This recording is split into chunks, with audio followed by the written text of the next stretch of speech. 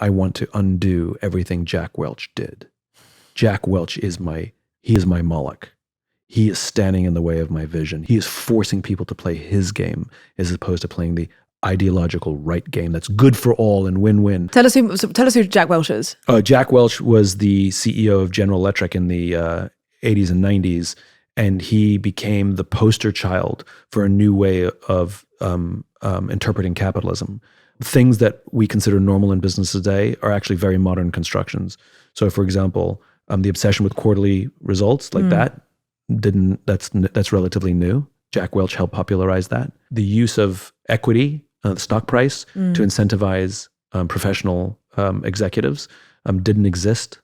Right, that was like a Milton Friedman thing, right? So Milton Friedman in the late 1970s, he wrote it multiple places, but it was really this one op-ed that he wrote in the New York Times where he basically offered a new definition of business, sort of counter to Adam Smith, who was sort of the grandfather of modern capitalism. And just as an aside, it's Adam Smith's version of capitalism that Thomas Jefferson was obsessed with and had read all the volumes of Wealth of Nations. And it was Adam Smith's version of capitalism that made America great and made America what it is today. But then in the 1970s, Milton Friedman theorized that the purpose of business, the purpose of business, right, is to maximize profit within the bounds of the law, right? He never talked about ethics or advancing a cause or looking after people, just to maximize profit.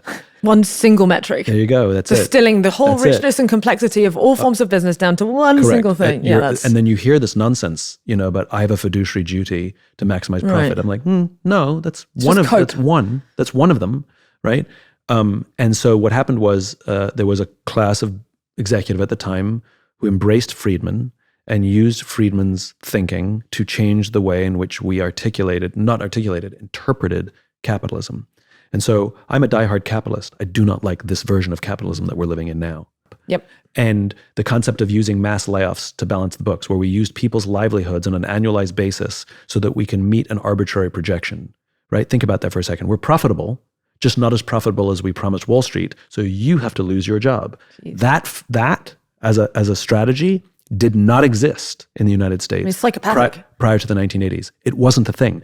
Layoffs were used really existentially, like our company is dying and we have to take drastic measures, right? But as just an annual strategy, an annual tactic to meet projections, literally didn't exist. That is a Moloch trap. Mm-hmm. Pitting executives against each other is a Moloch trap, which is now normalized. So Jack Welch really, what he did at GE and the engineering at GE became the poster child for this new modern form of capitalism, this Milton Friedman form of capitalism. And Jack Welch, in the short term, and when, GE was the hero, well, GE is a shadow of its former self and may not even survive, at least not in its current form. It might be chopped up and sold off for spare parts because it wasn't built to survive. It wasn't built to last. It was built for short-term gains that enriched the lives of a few. And so you asked before, like, what's it going to take?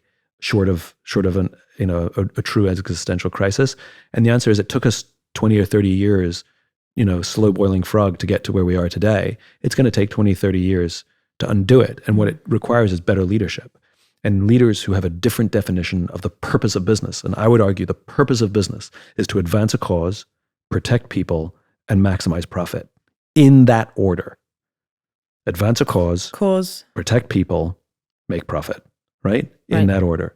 So profit, of course, has to be there. Yeah. Right? But there's other things as well. Yes. And there's other things that sometimes are more important, because when you make an ethical decision is the choice to prioritize cause and people over money. Most unethical decisions that are made in business are prioritizing money over cause or people.